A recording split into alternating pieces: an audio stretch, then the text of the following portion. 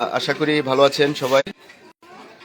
আজ আমরা শুনবো দুর্নীতি নিরোধ বিধান কাব্যের লেখকের কিছু ভক্তবৃন্দ এবং ছাত্র যারা সরাসরি তার এই শিক্ষা জীবন এবং তার এই চলাফেরা সহ এবং বইটি নিয়ে উনি কি ধরনের ভূমিকা রেখেছিলেন সেই বিষয়েও আমি স্মরণ করছি এবং সমৃদ্ধ করছি যে উনি বইটিকে নিয়ে মানুষের সাথে এই দুর্নীতি নিরোধ করার জন্য ওনার যে অবিরাম চেষ্টা ছিল সেই চেষ্টাটুকু কেমন ছিল এবং উনি ব্যক্তি হিসাবে কেমন ছিলেন।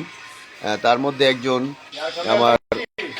আমাকে উনি ছোটবেলা থেকেই দাদার স্মৃতিকে স্মরণ করিয়ে উনি কিছু কথা রাখতেন, কথা বলতেন। তা আমি ওনার কাছ থেকে বরাবরই, আমার বয়স ছোট হলেও উনি আপনি আপনি করে বলতেন, কেননা আমার দাদার স্মৃতি থেকে আমি মনে করি যে উনি কথাগুলো বলতেন। তো আজকে ওনার নাম সহ আপনারা ইব্রাহিমপুরের এক বাসিন্দা এবং মুতালিব মাস্টারের বাড়ির পাশে ওনার বাড়ি, ওনার কাছ থেকে আমি মুতালিব মাস্টারের কিছু স্মৃতি নিব। আপনারা শুনুন ওনার কাছ থেকে। ওয়ালাইকুম আসসালাম, কেমন আছেন আপনি?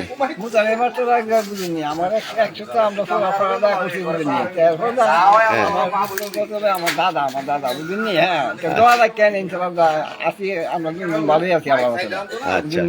আপনারা একটু দয়া করবেন বুঝিনি, পাশে কোনো করবেন, আল্লাহ ডাকবেন, এটি আমরা দিনে আপনাদের চাই না দিনে বুঝিনি, আর কি চাকবো বাপমার জন্ম করুন লাগবে আচ্ছা, অবশ্যই অবশ্যই বাপ মার সেবা করতে হবে।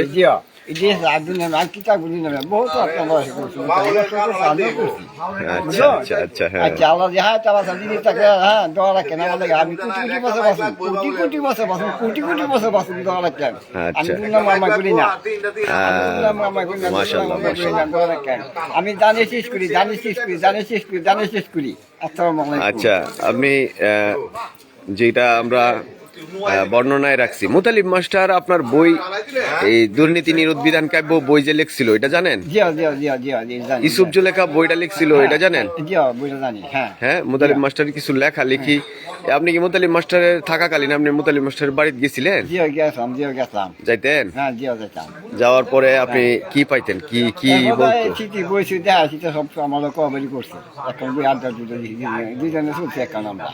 চলছেন না? আচ্ছা, তো আপনি কি মুতালিব মাস্টারের জন্য দোয়া করেন?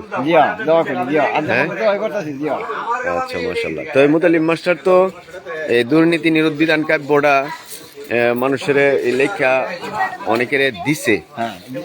দুর্নীতি কি দেশ থেকে মুক্ত হবে? হ্যাঁ, কারণ দুর্নীতির ভিতরে তো আমরা পড়ে আছি। এক প্রকার দুর্নীতি, সব দিক দিয়ে দুর্নীতি চলতেছে। তো এইরকম পরিবেশটি আমরা কি, আমার দাদা যে স্বপ্ন আল্লাহ দেখাইছিলেন, এই স্বপ্ন কি আল্লাহ পূরণ করবে? আপনারা দোয়া করবেন। দুর্নীতি নিরোধ বিধান কাব্যের লেখক আব্দুল মুতালিব মাস্টার যেটা স্বপ্নে পেয়েছিলেন, এই স্বপ্নের লেখাগুলো উনি লেখায় বাংলা ভাষায় বর্ণনা করে গেছেন স্বপ্নটা কাব্যে। তো এই কাব্যটা আমি আবৃত্তি করছি, দোয়া করবেন সবাই যেন এই কাব্যের উপরে মানুষ চলে, আমরা নিজেরাও যেন চলতে পারি, ঠিক থাকতে পারি এবং দুর্নীতি মুক্ত একটি দেশ যেন তৈরি হয়, সেজন্য আপনি দোয়া করবেন ইনশাআল্লাহ। আপনার নাম কি? আপনার আব্বার নাম কি? হযরত আলী মুন্সি। আপনার দাদার নাম কি? হ্যাঁ, লেভা মুন্সি না? আচ্ছা, আচ্ছা, মাশাআল্লাহ মাশাআল্লাহ। তো আপনি কি ইব্রাহিমপুর, আপনি আগে থেকেই আপনারা এখানে না? দাদারা এখানে ছিল না? মাশাআল্লাহ মাশাআল্লাহ। আর এখানে যে খালেক শাহ মাজারের এইখানে আমরা দাঁড়িয়ে না, খালেক শাহ মাজারের খালেক শাহর বাড়ি কোথায়? খালেক শাহ বাড়িছে বামন বাড়িয়া, ব্রাহ্মণবাড়িয়া নবীনগর। হ্যাঁ, আমার দাদা খালেক শাহ, আমার দাদা। মাশাআল্লাহ। খালেক শাহ বাথরুম সাফ করছি আমি, খালেক শাহ বাথরুম সাফ করছি আমি। তো দর্শক শ্রোতা, আসলে এই অলিদের উনি একজন অলি ছিলেন। তো ওনার এখানে আমরা ইব্রাহিমপুর বাজারেই ওনার এই মাজারটা হয়। তো আপনারাও আসবেন, আশা করি আমরা অলিদের উসিলায় এবং আল্লাহ তাআলার রহমতে আমরা দেশ থেকে দুর্নীতি মুক্ত একটি দেশ যেন তৈরি হয়, সেজন্য যেন আল্লাহ তাআলা আমাদের বাংলাদেশের উপর একটি খাস রহমত দান করেন। শুক্রবারের এই বাণীটি, শুক্রবারের এই প্রার্থনাটি আপনাদের কাছে আল্লাহ তাআলার কাছে পেশ করলাম। আল্লাহ যেন আমাদের রহমত দান করেন। হ্যাঁ, আচ্ছা, মাশাআল্লাহ। তো আপনার তো সব তথ্য নিলাম, ভালো লাগছে তো আপনার? হ্যাঁ, যাক, মাশাআল্লাহ। আল্লাহ চায় তো দুর্নীতি, এটা 1968 সনের লেখা দুর্নীতি নিরোধ করার যেই বর্ণনাটি এসেছিল, সেই বর্ণনাটি তেই বলা আছে যে যদি দুর্নীতি মুক্ত না হয় তাহলে দেশ আরো খারাপ অবস্থায় যাবে। ঠিক আসলেই যে দুর্নীতির কারণে দেশের পরিবেশ পরিস্থিতি আরো প্রচন্ড রকম খারাপ অবস্থায় আছে। আল্লাহ চায় তো আল্লাহ রহমতে আমাদের থেকে দুর্নীতি নিজেরা দুর্নীতি মুক্ত হওয়ার জন্য যেন আল্লাহ রহমত দান করে, সে তৌফিক আল্লাহ দান করুন। আমিন। আসসালামু আলাইকুম ওয়া রাহমাতুল্লাহি ওয়া বারাকাতুহু।